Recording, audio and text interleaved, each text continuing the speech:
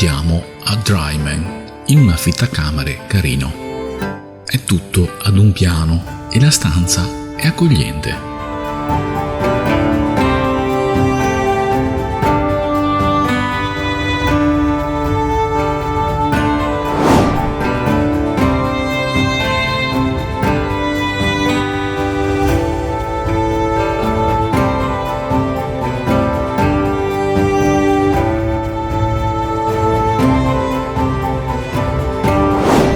Alla sera ceniamo in un locale a poca distanza. Situato presso la piazza del paese, il locale è un antico pub scozzese.